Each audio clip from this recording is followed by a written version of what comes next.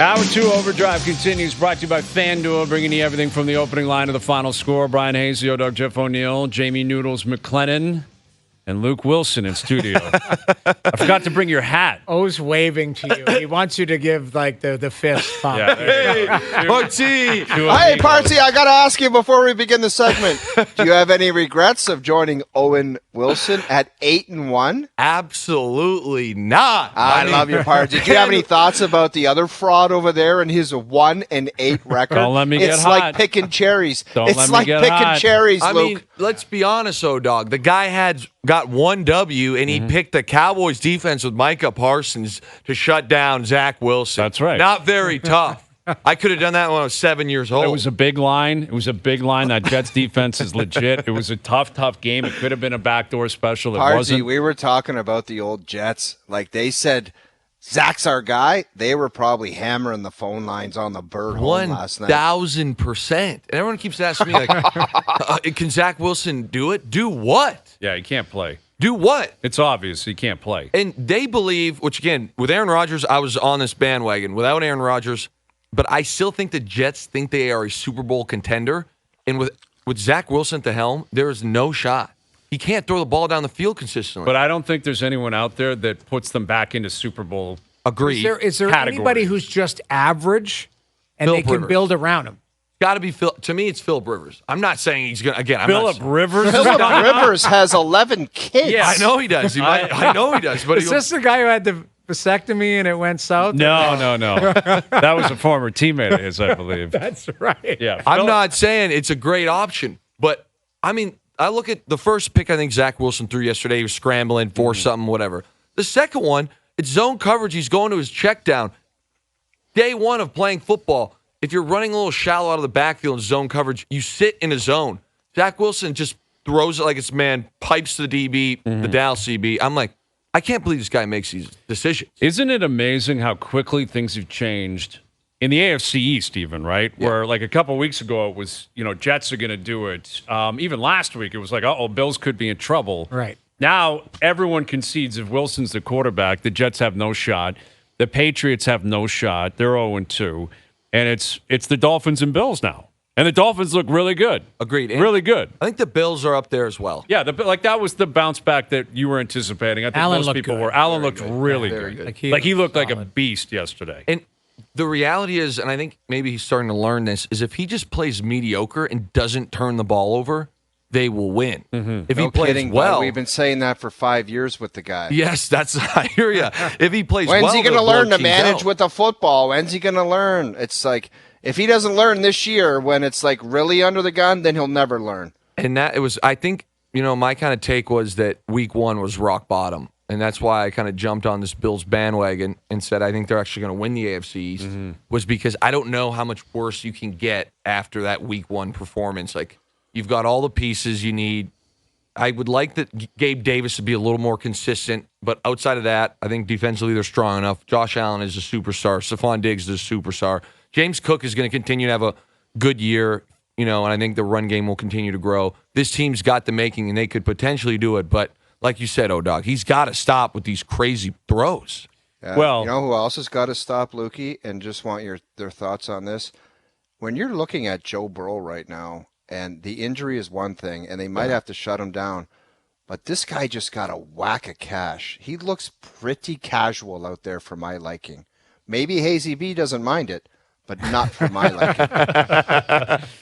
Yeah, I'll support Joe Burrow. You go ahead. You be a hater of Joe Burrow. Let's see how long that's going to You don't last. think, Hazy, that he looks a little bit casual? He's like, kind of tough start. Yeah. He's got the thing rubbing his calf on the Joe sides. cool. Yeah, I hear you. It's just like you're I a little hear too you. cool for school right now. I would be starting to click the panic button if I'm a Bengals fan. And I think where I come from, I know last year they started 0-2, and they have an incredible offense with weapons everywhere. But where I get nervous, and Joe actually said it yesterday in his post-game presser, and he's like, missing training camp has kind of hurt him a bit as far as timing, rhythm, fluidity. And my thing with Joe Burrow is he's not a 10-year vet. It's not like, he's been an elite quarterback for a couple years, but it's not like he's an Aaron Rodgers or a Tom Brady that can just kind of be like, hey, I've been doing this for 15 years. Right. Training camp isn't as important. It still is important to those guys, but at that position, at his age, He's got to feel the rhythm, the timing, the throws. It's not there. Now you got a calf injury, which is going to mean that he's going to be limited this week in practice, maybe not full speed the whole week, so you're going to get even less reps. I don't know. I am starting to get a little worried about the Bengals this week. I believe they have the Rams at home next Monday. And the Rams are kind of good. They're covering the most gutless numbers in history. Did you see that yesterday by McVay? There is no chance he didn't know what the spread was. If you didn't see this is the most. This is a gambler's. It's a gambler's kick, was it not? It is, but this is is this something? Cover. This isn't something we were involved in. No, we weren't playing this game. Hayes would have ended on the wrong. His head would have popped right off his body. I would have taken the Niners and I would have laid 7 or 7.5. I think the spread was 7.5. I would have said I'll take the Niners all day in LA.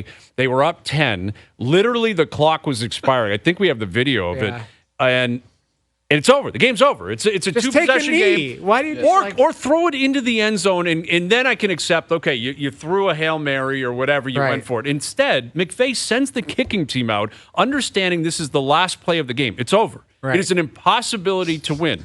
The only thing that could happen is he covers the number, and he did it, and it makes me believe that they know about it. He knew the spread. And that's the only reason McVay would do that is because he was aware of the spread. Agreed. And the other thing that, again, we can take a knee, which I totally get. And the next thing I think of, though, is you don't really need to practice field goals that much. Right. Where it's hey, we got a Hail Mary opportunity. You saw Denver they got lucky, good bounce, but Denver knocked one in, with a Hail Mary. Get that on tape, see, okay, this is what we're going to do for next time, how teams play it. Coach it up. Try anything. Try anything. I've never really seen wouldn't that. The gamblers, wouldn't somebody, that sends a red flag up going, yeah, but why are you, would he be asked, why are you doing that? I'm sure he would have. And McVay, I didn't hear his explanation after the game. And he's not going to say it's because, we have a lot of backers that love our, my plus 7.5 at home or whatever. But it seems way too suspicious to me. Right. That the most meaningless field goal kick of all time happened to cover the spread. Would you have asked if you were in the scrum last night? Would you have asked him? Well, I'm a bit shell shocked because I've asked. You got to hear this clip, all right? Did you ever hear this? No. Oh no. Okay, we had Mike Ditka on about 7 or 8 years ago, and I made the mistake of asking Ditka if when he was a player or a coach, was he aware of the spread? Were you aware going into games? Yeah. Not that it had any possible effect on your game planning or your motivation to win the game, but just simply were you privy to it? Did anyone at any point say, hey, you guys are, we're minus 3.5, or hey, we're actually an underdog? You want to hear his answer? How sickened Ditka was from my degeneracy and asking him if he was even aware of the spread? This was Ditka about 7 or 8 years ago. You're anti-gambling. Anybody that bets on sports deserves to be made a fool out of. Next. What did he just say? Next. In next question, you buffoon. Don't even ask me. And then, Lukey, to follow that one up, a year after that, I went to the Stanley Cup Finals in Pittsburgh, and a guy pulled me aside with my suit on and said, I know who you are. And I said, I know, I'm the hockey guy. He goes, no, you're Mike Ditka. I was like, come on, bro. Yeah. When you grew that stash for November that one year, you were Mike Ditka. Dude. The guy's 30. Can you check, Rapper? He's 83 I think years old right now. He's 83 right now. I'm 47. Partsy, there's no way. Mike Ditka's a staple in the NFL community. I've seen his. He's a young have any 83. resemblance to this guy, man. That's nonsense. Grappler, find the picture. There's a picture of O in a Maple Leaf Christmas sweater with a mustache, and if you're telling me that's not Ditka, you're lying to yourself. Dog, he's trying to get in your head, man. Shake it off. Exactly. No, exactly. You are Ditka. Real professional athletes don't get involved in such banter. He hated his, I will say, Ditka hated his guts, and it was awkward. It was so awkward. Very awkward. These guys were in the room, and everyone was like, "Oh my god." He said something. Nobody gets involved. Anybody who gets involved in gambling is an idiot or something. Yeah. Next, you get what you deserve next. I'm like, it's just a question, Ditka. On sports deserves to be made a fool out of. Next. I mean, talk about angry, man. That's you know what that was? He pulled a Bill Belichick throwing his flag at the ref. Where do coaches carry their flag? I saw that yesterday, and first and foremost, it was hilarious. Yes. So I did enjoy every moment of it, specifically the spike of the flag right in front of the ref. It was like a tantrum was thrown, But here's the strange one, is that he didn't look like the most mobile. Here he is, getting down there. Like he's having a hard time getting it out of his sock. Huge sock, by the way. And it's like, he slings it down. But where I kind of thought was weird was every coach I've ever seen has it in his pocket, front or back. Because in the NFL, and we would practice this, like, okay, let's say it's a crucial 3rd and long. Right. And it's a toe tap play or it's a diving catch that, like, did he control it all the way to the ground? We got the call right away. And I've seen guys who even know they didn't catch the ball or might not be in bounds, but the ref called it. But what about the other guy that's got to pick up the flag? Like, I just look at him and say, Bill, I don't need your toe sweat on the flag. I didn't even think of that. But my thought is, what happens if he's rushed to get it out? Because on offense, again, we go, get the first down. Maybe it's a catch, maybe it's not. We would run back. Buck was our play in Seattle. Didn't matter. Buck, you said one word. Everybody knew, like, this isn't a first down. We probably got away with a call. Sprint on the line as hard as you can. We don't even care if it's a 2nd and 10. Right. It's better than snap punting. the ball. Just snap the ball. And you're talking, depending on how far downfield it is, this could be a 15-second operation. Because you know those coaches are looking in there. So, like, you kind of force the guy's hand. They got to be like, okay, they're going fast. Let's throw it. We're like, Bill, imagine if it's a pressure situation like that, then Dolphins are like, yo, snap it. Like, it was a missed call, and Bill's down there fiddling around his sock, pulling the red flag out. That guy works a little different. All I can think of is, wasn't it during COVID, the draft, where he was sitting on the computer feeding his dog? There was like a dog sitting beside him, and he was like in a cabin. That's all I think. When I think of Belichick, I think of him sitting in a cabin with a dog and him just handing treats to the dog, and he's sitting on the computer. Like, he just works a little bit different. That's why I was shocked that he's pulling it out of his sock, because I've seen coaches just pull it out of their pocket and throw it. Yeah. Didn't a coach throw one and hit the ref in the eye with the flag? Yeah, I think that once? did happen at one point. Yes, and like the idea again is it was serious too. It was a Cleveland Brown guy. He threw it, or he threw it and hit a Cleveland Brown guy in the eye. He had eye damage. It was the ref that threw the flag. Yes, that's right in the guy's eye. Yeah, he was being the hero, and he threw it and it just popped the guy. And yeah, that was actually like legitimately concerning for the guy in his vision, I think. That was the most angry I've seen Belichick though in a long time. It was a bad spot. He was right. Like, he knew that. I think his reaction was, this is a waste of time. You guys screwed up. Yeah. Because and they won the challenge. Like, it was a bad spot. But do you agree with us? We established last hour, the last play of the game last night, a tie should always go to an offensive lineman reaching for a first down. That was always such an incredibly athletic play. I thought it was amazing. I mean, it's basically a back shoulder lob pass. He rolls with it fluidly, 4 yards, has 6 defenders trying to bring him down, drives the legs. I mean, that was a first down in my mind. I was watching that. I'm like, I thought it was non-negotiable. It's like, I don't even know what they would be looking at here. He's wearing number 69, and he's chugging towards a first down. Like, that's where Goodell should get on the phone and say, I don't care what you think you're looking at. That's a first down. It's a first down. It's prime time. The game continues. On his number alone. Give him the first down. Give him the first called down. me and was like, we got to protect this spread for you and O-Dog. So, well, it's exactly and that's what happened. And now we're 5-0. There's some weird soon to be 6-0. There's some weird mojo going on. Like, everything's I'll tell you what, your guys. way. I was never a believer, but if Tua can stay healthy,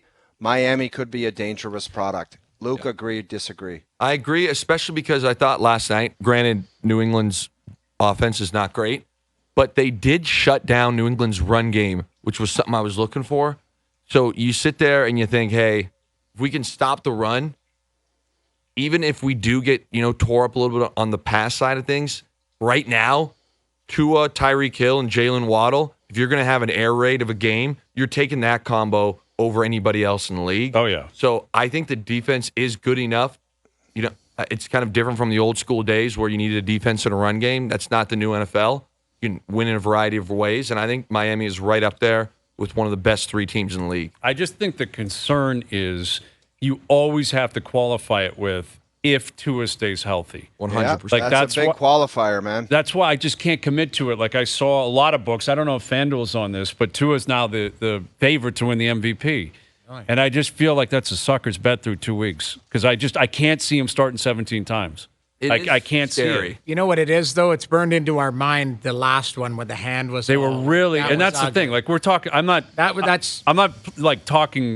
trying to be light on this. No, like, it's not. serious injuries what he's had to that deal one with. was jarring from somebody who's had concussions and that before. Like to watch, I'd never seen a reaction like that. The arms in the air and the hand like all messed Well, up. remember like, he tried to get up at one point and couldn't Yeah. get to the sideline. And that wasn't back-to-back weeks, was it? Or it was within I don't, was very I don't close. remember. very close. There yes. was 2 concussions there. And the coach, the young progressive coach, had to come out and the first time he was lying about it, saying, oh, yeah, it was fine. And then they had to admit, like, yeah, he was banged up. Like, I didn't.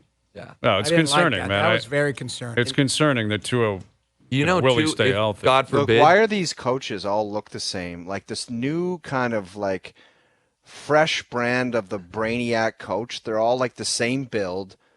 Like They have to have a beard to look older. LaFleur, Shanahan, Yes. like this cat in Miami, and it's almost like they're the same size. They're just cool looking cats that don't look anything like an NFL coach. You know what? I'm not the biggest fan of most NFL front offices. I think that there's a lot of individuals littered throughout the league that maybe have failed up, if you will. They're just kind of yes men and they just put their time in. That's And- everywhere, pal. Yeah. So I think what happens is that's now becoming the safe bet. So it's like, oh, we need to go get a head coach. Well, one guy had success. So if I'm now, I'm not the trailblazer in promoting said guy. So I'm just going to go to Shanahan's tree, find the closest Kyle Shanahan lookalike and person that I know, and then be like, we're going to hire him. And then no one can really point the finger at you if you're the front office guy because, he was supposed to be good. Now, I do think Mike McDaniel is a great coach. Now, is it Gannon in Arizona? Zoom, shots, explosives. That's one where, I think that's very strange. It's a bit of a strange hire. We'll see how it plays out. I also Who's the think guy in L.A., McVay? McVay. Oh, there was people talking like anybody that shook that guy's hand became an instant football brainiac. And it's funny, but I look at our team where the year we won, it was like we have this new defense. And now all of a sudden, from that defense, Gus Bradley got a head coaching job. Dan Quinn got a head coaching job. Now, Dan Quinn, I think, will be a very good head coach again in the NFL. It was Chris Richard was a DB coach, Ken Norton Jr., and it was like, oh, because Seattle had these great years, every coach in their team must be a football savant.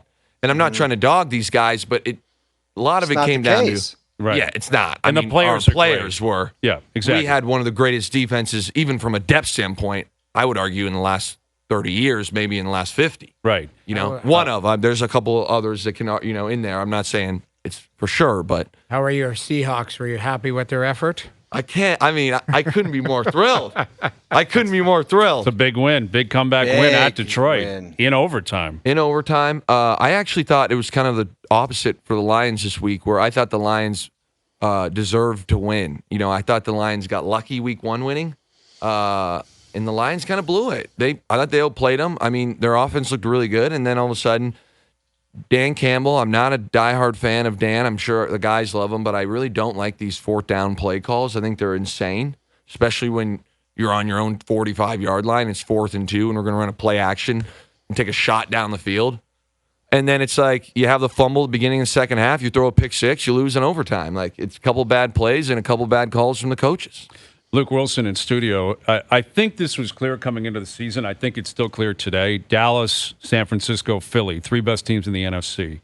Is there a team that is 4th for you? Like an obvious team that you think at the end of the year they'll be possibly up in that category? Or is there a big separation in the NFC between those big 3 teams and everyone else?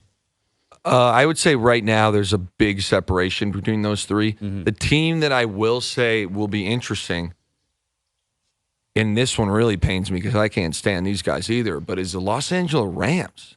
And hear me out. They look good right now. Again, they're not in the same category as those other 3 teams, but they played the Niners tough. Then the Niners kind of overpowered them. Matt Stafford looks very good, and Cooper Kupp is not playing. Right. Now all of a sudden you take this offense and you insert one of the best 5 receivers in the NFL.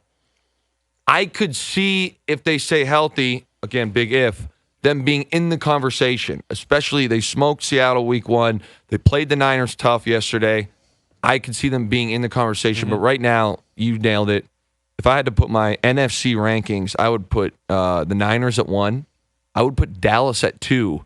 and Philly at 3, which was not my ranking coming into the year, but I think Philly is. They haven't played great, but they're 2-0, and I think that's a sign of a really good team. Very talented at 2. Yeah. Yes, 2-0, and they're like, we're good. We'll figure this out by the end of the year. Yeah.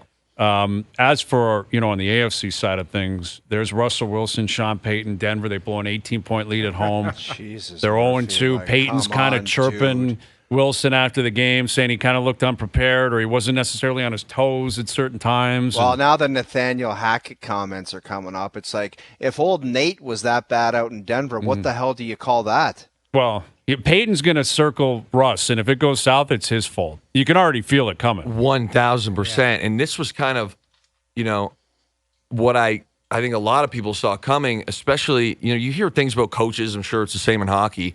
You're playing in one locker room, guy gets traded, tells you stories about his old head coach. And I've got a couple guys that played for Sean Payton, and they kind of said, like, he was basically a diva. Like, he was kind of, the wide receiver-esque attitude before a head coach. Right. And then you combine that with Russ, and then you combine it with the fact that they're 0-2 with their losses to Oakland. Las Vegas. Vegas. And the Washington Commanders. Washington up 18 at home against Washington. It doesn't get worse than that. That's a really tough one and you almost had a miraculous comeback and you couldn't convert a 2-point conversion, which is wild. And it just seems like you watch them, and Russ did look better and their offense looks better, but there's just like some errant throws. And I'm like, what?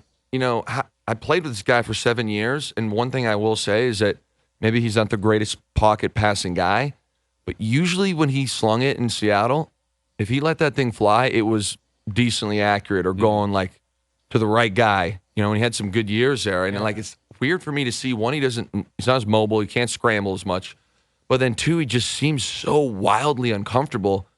And I'll tell you this, Pete Carroll don't say things like Sean Payton. If Russ had a bad game, Pete would never come out and be like, Russ needs to play better. Well, Payton basically threatened after the game. He's like, if we have to go to the, what did he call it, the armband or the basically the plays on the wrist.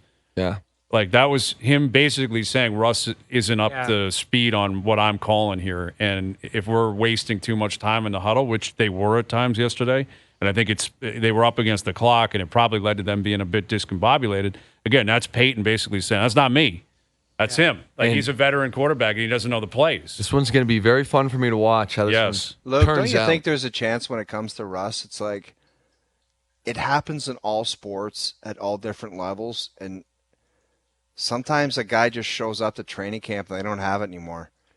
A little bit off the legs, a little bit of a mental edge, a little bit on the arm possibly, a little bit with paying attention to detail as far as studying film, whatever it is, and you put it all together and you get a guy that's just not as good and lost it a bit.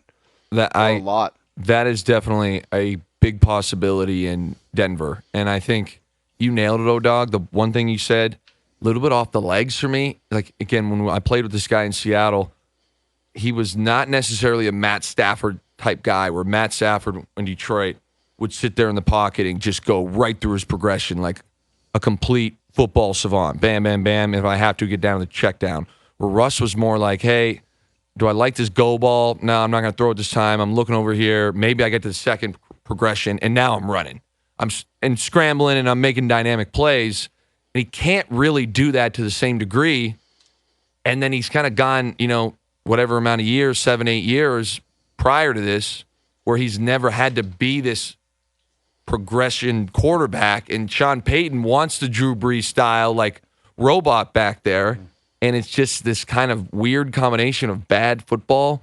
And then I do wonder, if you're Russell Wilson, I know he's making a ton of money. He's a Super Bowl champ. He's got, again, I think it's somewhere around $40 million a year. Are you really sitting there now and being like, wow, my coach is over here treating me like trash? Mm-hmm. I'm going to make sure next week that I go in with a wristband so that he likes me? Right. Russ don't give a damn what Sean Payton says. Let me ask you this. Do you think Russ would have a good relationship with Robert Saleh?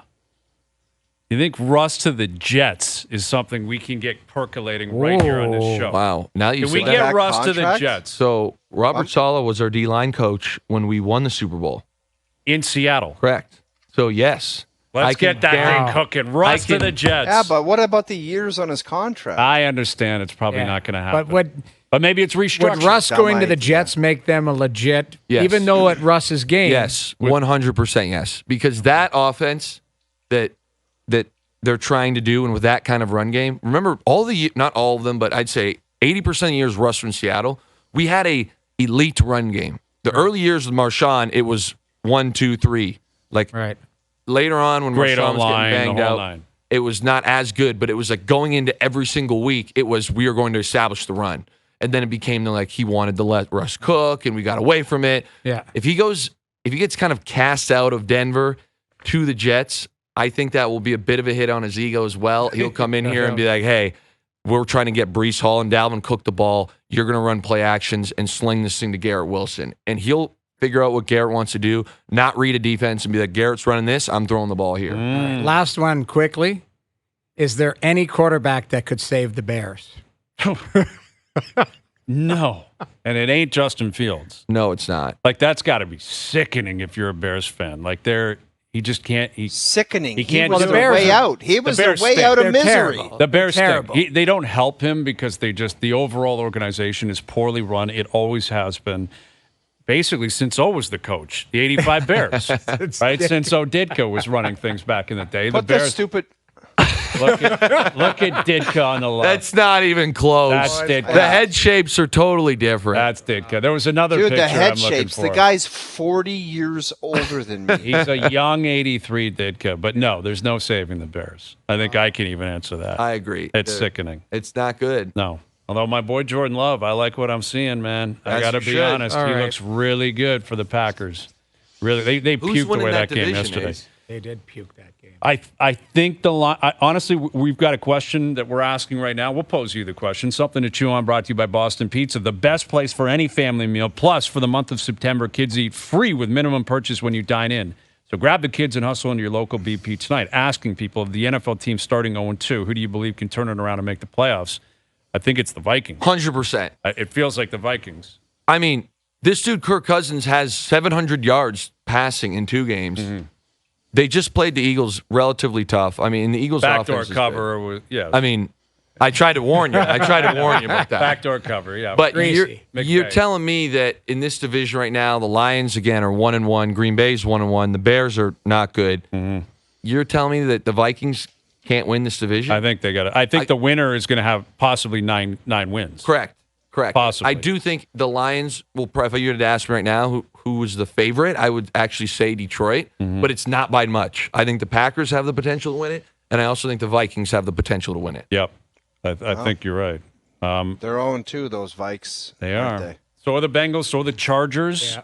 Chargers are in trouble, man. Hazy and company started 0-2 as well. That's right. And it's all good, man. Actually, I'm now the answer. They're 1-8. I'm the answer for this. Tough. That's tough. It's all good. We're just getting started. It's very early. All right, let's get to the picks here, all right? I guess I'm on the board for game 1 of this. Saints at Panthers. One of the toughest games of the year to pick. Very difficult. NFC South battle.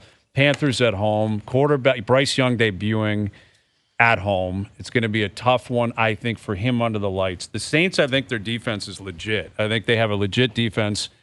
I don't love Carr as a quarterback, but I will take the veteran under the lights on Monday night. I think the Saints have a real chance of winning that South Division, albeit Tampa and Baker look pretty good, and the Falcons' run game looks good. That coach has some stones going for it on 4th and short late in that game last night. Atlanta 2-0, Tampa 2-0.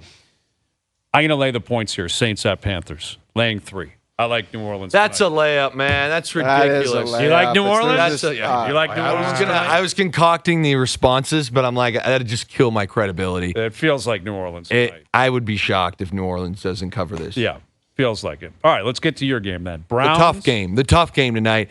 Browns are laying 2.5. Laying 2.5. Is that right? Browns are 2.5-point favorite at Pitt? Yeah. Okay, so you're getting plus points for the Steelers at home on Monday Night Football, which they never lose on Monday night.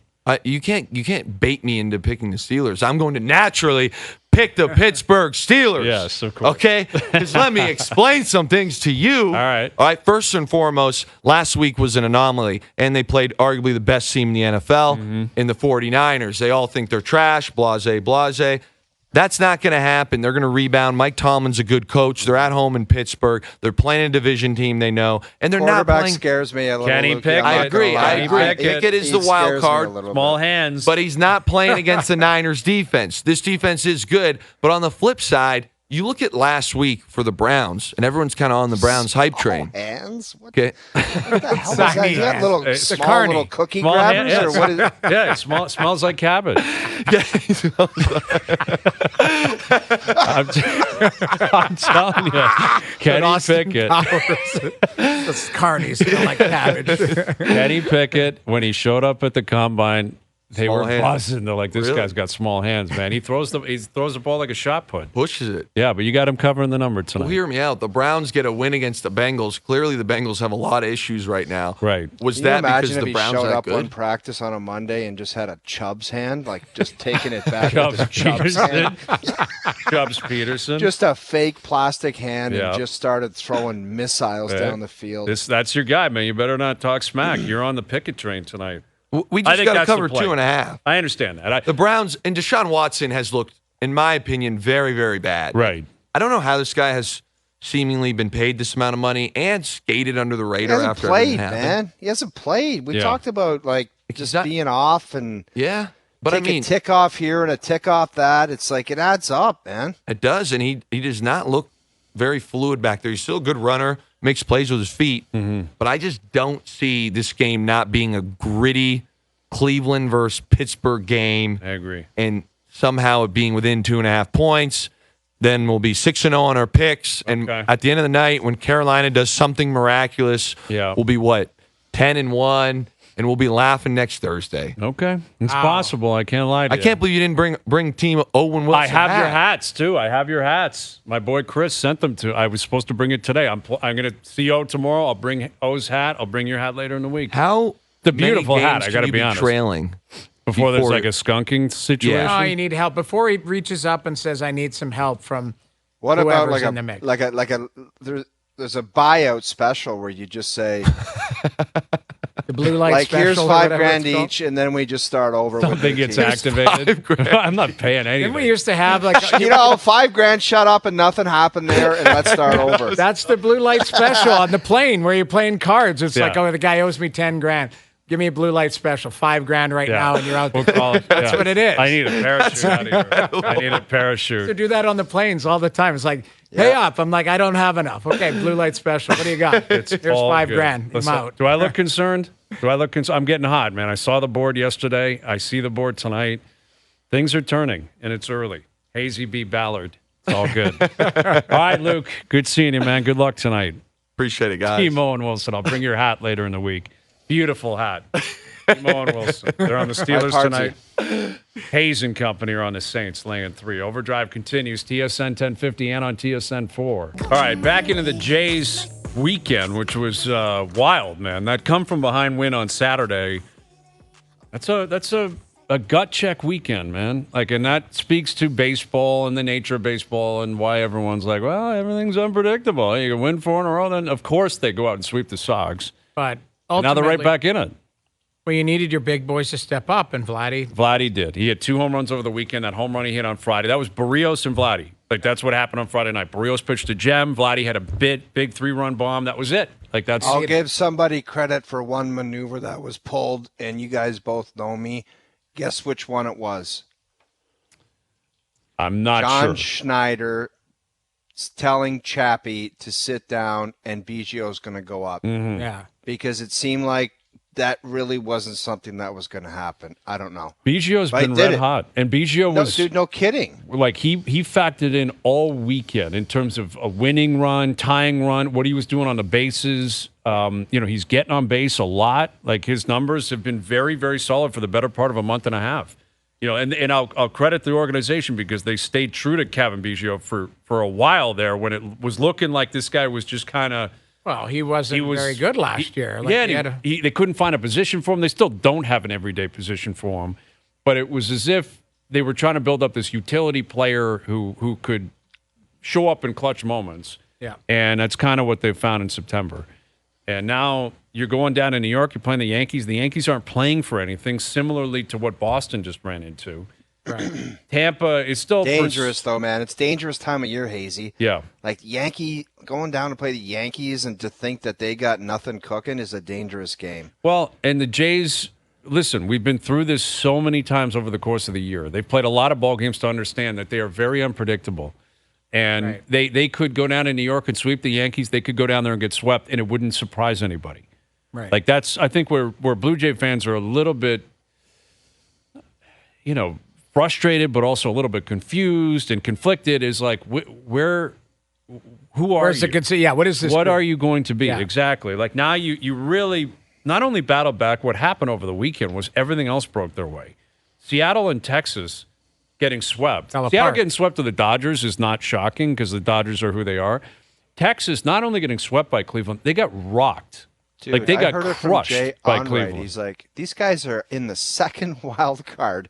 And I was like, a second wild card? Yes. We were leaving them for dead last week. So I love the turnaround, and I don't care what happened with the other teams. They showed some jam, and they played well. Well, perfect. Yeah. I mean, listen, when you get swept 4 games in a row at home against Texas, that had never happened score, and never happened before, and the aggregate score was what 35-9 or something. Yeah. You're going to get criticized. You deserve the criticism. I don't take back a thing we said last week. They deserved everything they got. Right. But then, if you're going to be fair, which we are on this show, and we certainly try to be, is you got to give them their flowers when it's like, hey, they decided this isn't going to be the end of our season. We're going to go out there and continue to compete. And I expect that they will continue to compete. I'm not sitting here guaranteeing to make the playoffs, but it's now back in the driver's seat. Like, again, I was looking at the statistical odds of them making it. They're back up to almost 80%, which is where they were before game 1 against Texas. Yeah. Like they're back in the driver's seat. And Texas is going to play Seattle a lot, right? They still got them 7 more times. And basically, I think if you're a Blue Jay fan, what you're hoping is one of the teams crushes the other. Like win 5 out of 7, 6 out of 7. And fine, you can pass the Jays. That'd be great because then maybe the Jays finish with the 3rd wild card. They go to Minnesota as opposed to going to Tampa. But it doesn't matter who is riding with you. It's just a matter of that they don't kind of go back and forth and jockey for position. Just let one team get dummied, and then you can backdoor your way into the playoffs. Exactly. And that's where you're at. So, well, they had a good weekend. They needed it, and they pitched some well. of their big they were boys resilient. stepped up. And Vladdy's up to 24 home runs. He had 2 over the weekend. Varsho hit a big home run. They're relatively healthy now. Again, with Chapman back, as you said. Bo is still really struggling. I was more Bichette mad is at that. really struggling. Alejandro Kirk trying to turn that into a double where it looked like he was going backwards. That was ridiculous. That one Awful bugged me a little base bit. running. Awful. I said to myself, he's the only guy that can turn that into a single. Like that's a layup double, man. Yes, he is legitimately. And he's got to be the it. slowest guy in baseball. He has It to is, be. but I don't know. I would rather swallow your pride a little bit and just shut the operation down at first base and don't even think about it. Because he did some kind of weird speed wobble where it looked like went wide. Yeah, I know. It looked like it was going to be like a scene out of a comedy movie where the belt fell off and his pants. Like it was a weird look, but it was like the base running though was hilarious. Like Bo Bichette not tagging up for that. I don't know what he was doing there. It's like that's amateur hour stuff, man. That's been going on all year, and there's no reason to believe it's going to change, because it's not. It's September 18th. It's not going to change now. And how can you have a collection of guys that are claimed to be serious and all in and this and that, and their base running blunders have been laughable? Yeah, they're not. I mean, that's the thing. With all due respect, they won their 3 games. It was a successful weekend, a very successful weekend. That it doesn't change the inconsistencies. It doesn't change the strange lack of fundamentals in moments that are just routine at any level of baseball, let alone Major League Baseball. Tagging up, trying to turn a single into a double when you simply don't have it. Yeah. There's been too many examples of that over the course of the year where I'm not bracing for it to change, but they're again back in a playoff spot. Yeah. So you got 13 games to go, and you're gonna have series against the Yankees. You're gonna have a couple series against Tampa where you're gonna have to take care of business there, and Tampa likely won't be playing for much at that point if they're not still in pursuit of Baltimore, which they are. Right. But if they can't catch Baltimore and that's conceded, they're the locked first wild card, and they're going to have home field for a best 2 out of 3. So, we'll see what kind of mentality they have. But they are a team steeped in fundamentals. They're a team that has a winning culture, and Tampa's likely going to show up. And you go to the Trop, it's a tough, tough spot. And it's been a really tough spot for the Jays historically. So, we'll see as they got an off day today, back in action tomorrow. More on the Jays in about 20 minutes. We'll catch up with Cody Decker, former MLBer. You can hear him now on MLB Network. And we got Mike Johnson coming up. Johnny, I think, is at the Maple Leaf Alumni Golf Tournament today. Where is that? Out at Rattlesnake, I think Rattlesnake. Remember? Yeah, we went out there. I was the only alumni that didn't play in it a couple years ago. I was sitting with you two guys. Right. And everyone else circled by us in golf carts, teeing it up, having fun. Did you pop by there today and say hello, or? No, I have to work. Okay. I was just asking. I don't know. I thought maybe the meeting over reception was at 4:10 or what? It's like, how can I go? I have to work. Oh, okay. Didn't they play during the day though? Like when the shotgun but there's started usually like a 8 o'clock? meet and greet. Yeah. I don't know. You go hit some balls on the range, a little stop and chat with the boys. I'm sure that would have been something people would have looked forward to. Oh, so that's something that you would look into. If you couldn't attend an event, you would just show up to the range and start beating balls? Yes, I think so. In your alumni coat. In your alumni coat. Sure. Why not? Shaking hands, kissing babies. You're an alumni. Exactly. Right? I'll tell you what, you better get that driver dialed in tomorrow or you are going to have one day. I'm nervous. I got to be honest. Have you golfed much lately? I haven't been playing much. No, I haven't. You got to get mentally prepared tonight then. I'm concerned. Yeah, we'll have a full breakdown for you tomorrow. Don't you worry. I'm starting to turn it around a little bit, but the driver's been causing me a lot of problems. How about your boy Sahith? Dude, Sahith Thagala, congrats, my man. Shout out, big win. We love him. Yeah, I love that tournament. It's kind of like there's a couple weeks off of golf, and then a tournament pops up. Mm-hmm. I was all in on that. Yeah. But that guy's been close, and it seems like it's so much more painful if they get close like that, and then they just never close it. It's like, man, then maybe this guy's never going to win. Mm-hmm. To get that out of the way, man, I think that's going to do wonders for that kid. Yeah, he can play golf, man. He can putt. Dude, his short game's he can good. shape shots. He's a cool golfer. He does some pretty creative and cool things. And it's not like it was a bunch of stiffs for a field. There's some good players out there. Yeah, there were, absolutely. Justin Thomas was in pursuit. Couldn't catch him. Any questions there? Are you okay with that? No, we'll see. I still think he's going to puke at the Ryder Cup. I like that European team, man. My man Ludwig Aberg, he had himself a tough Sunday. Oh, did he ever? But there he was can people play talking golf. about this guy, though, that he's the next Tiger Woods. That's right. We'll see. I'll bet you $750 that Justin Thomas is a stud at the World Cup. Okay. Or at the Ryder Cup? Ryder? Okay, we'll figure those out as we get closer to it. Next week it's going down. Next week we'll have a lot of Ryder Cup stuff. Lots of Ryder Cup stuff. All right, Jays. That's 1 week I'm an American. You're pro-American tomorrow. I'll be pro-Europe. I'm on Europe. Give me Europe. I want Europe, and I want odds. But we'll discuss that next week. All right, we'll figure that out next week. Mike Johnson still to come. More on the Jays Yankees starting tomorrow night. Overdrive continues. TSN 1050 and on the TSN app. So we've talked a lot about Deion Sanders, Colorado. Yeah. Like he's putting Colorado on prime time. Changed the game. Changed everything. Completely changed the game. And they're 3-0, and everything's about Deion. And he has a history of ranking his favorite children. Have you seen this? He's done it online where he'll be like, hey, happy birthday to my favorite child, Deion Sanders Jr., and then rank his kids. Like, Deion's 1, Shadur is 2, someone's 3. Like, to me, it's how many crazy. kids does he have? I think he's got 5 or 6 kids. So who's number 6? That's a great question. And he was asked about it again after the game because he keeps pumping up Deion Sanders Jr. He keeps talking about social media as if that's the reason.